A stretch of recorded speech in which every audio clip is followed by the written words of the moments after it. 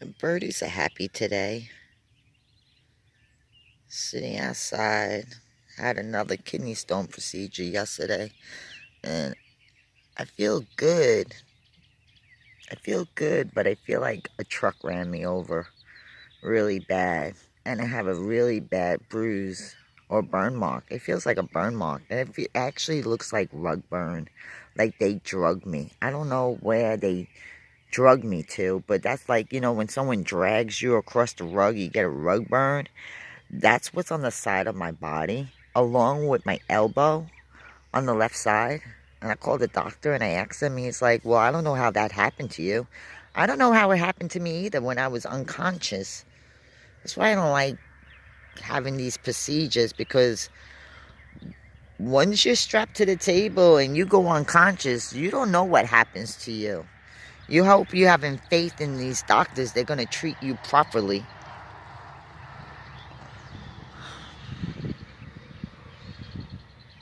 Thank God I'm not having any complications. Like, I'm not in extreme pain like I was in my last couple procedures. And I don't feel septic, which is awesome. But I am having this dry, hacking cough that I didn't have yesterday.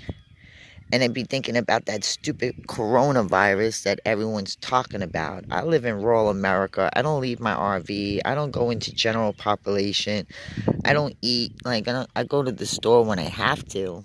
But I'm like, I really make sure I take care of myself when I leave out of my compound. But I'm basically self-contained in my RV until I run out of food. And when I run out of food, yeah, I have to go to the store. But thank God I have enough toiletries and food to last me a long time. Non-perishable foods and stuff. Which I don't really eat a lot of meat anymore. So, eat fruits and vegetables, and I got that growing in my garden. And people bring it to me. Tiny, skinny, big. He's out there with Blue. Can't really see today.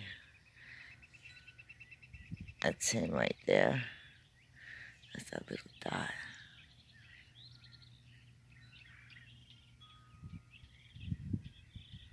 But yeah, the birdies are very active today. Checking out the sun coming up over my head. It looks like a heart. Look at it.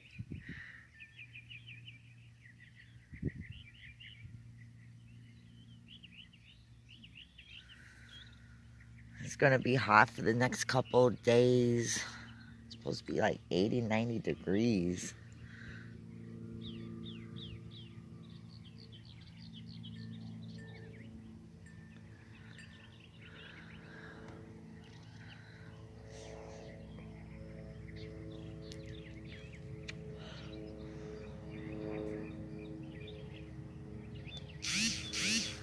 I was trying to get the USDA hemp growing out here on my land.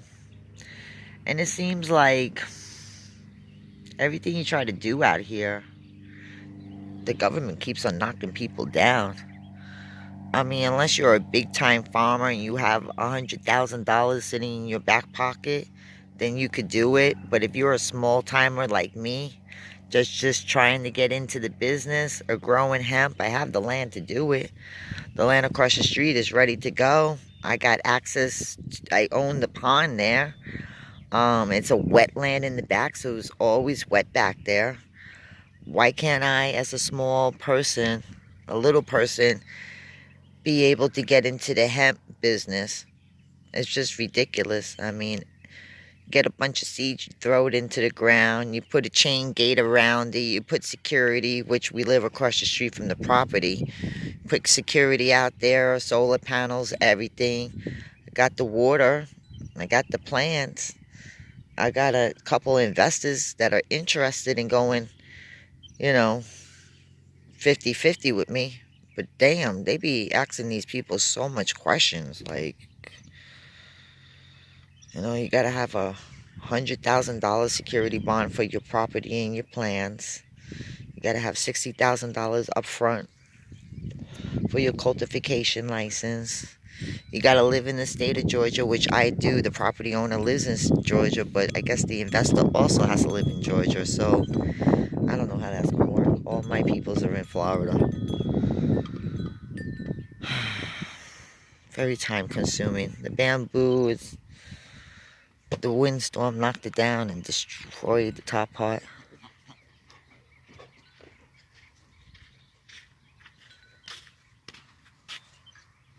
Alright, what you gonna do today? I gotta get something to eat. Like, I just don't know what. All parents gonna do the bamboo and go out, man. Oh, I want to do the tiller for the garden.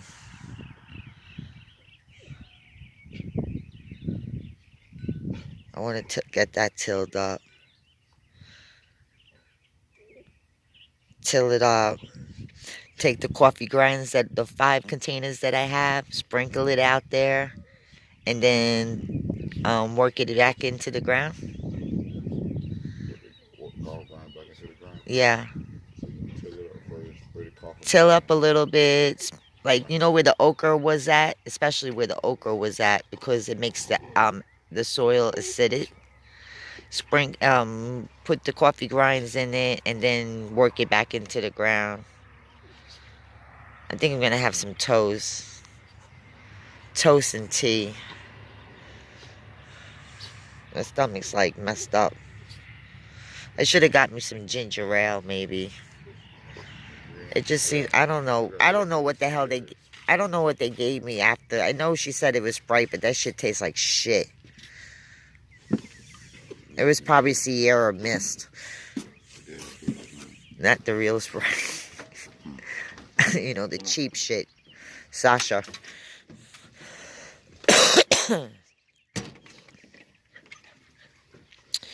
Yeah, still recovering from this. I mean, I know it was just yesterday, but I feel good except for certain elements. Like my stomach's irritated. I feel like something's stuck in there that didn't digest well. Like a hairball, I guess you would put it. A cotton ball stuck in your stomach. There's Blue and Tiny playing. There's Zoe. Easy. Easy. Zoe don't play. She would bite you. She would bite you, Blue. She'll bite Tiny too. She don't give it down.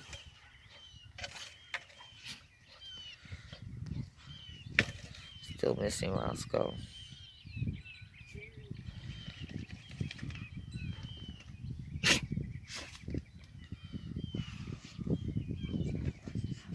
Hi, say hi, mommy. Zoe has issues. See what she did to her ear? I fixed this ear. I spent thousands and thousands and thousands and thousands of dollars on this dog. And she still lived with a cone on her head for 23 hours a day. 1 hour off. These two keep each other active. Look at them. Easy. That's still a baby. Easy, Blue Blue.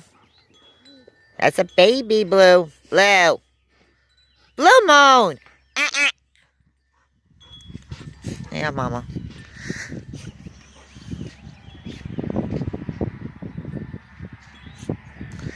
Get up, Tiny. Tiny with his beautiful blue eyes.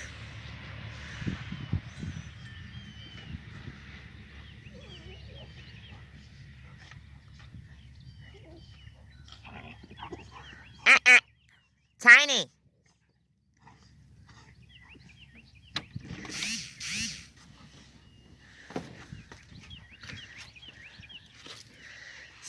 See, Ed was reading about these dogs, and he's like, that's the problem with Blue. He can't be caged up in this RV.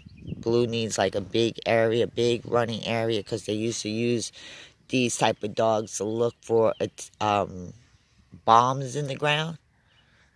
Bombs in the ground. They're used by the military to sniff out bombs and stuff, where they just run for long periods of time sniffing out bombs. And that he needs, when he's tied up too long, he leads to boredom, and boredom leads to destruction. You hear them two run around, run around, run around, run around, run around. They make each other tired. I hear the geeseys. Duckies, I hear you.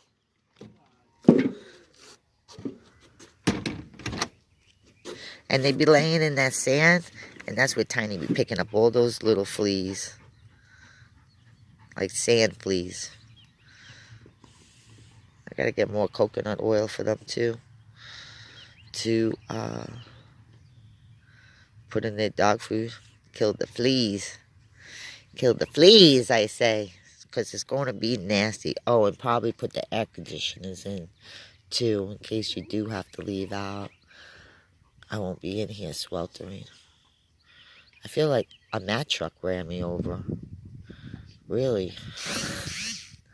I mean, I'm not having any pain or anything, just in the area where I feel like I was drugged and in my elbow.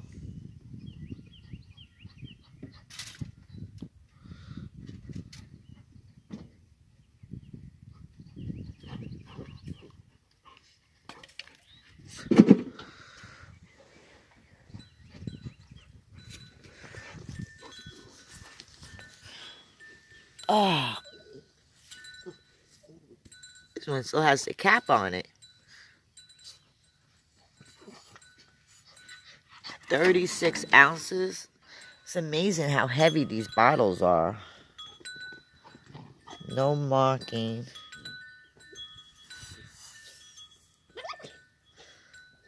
Oh, what is that? A D? Looks like a D, or is a hole? Probably a hole. Okay. Like, they're so heavy.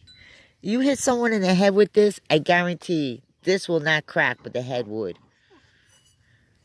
Oh, it does have a seam right here. Probably like a 1980s bottle. But still, look at that. That's crazy. 36 fluid ounces, 1 quart. We don't even get quarts anymore. Get 2 liters. Oh yeah, the small ones. The ones they sell in Dollar General for $1. The small ones, we need to get one and put it next to this. And see. And I guarantee back then the soda was all the way up to the top. You know what I'm saying?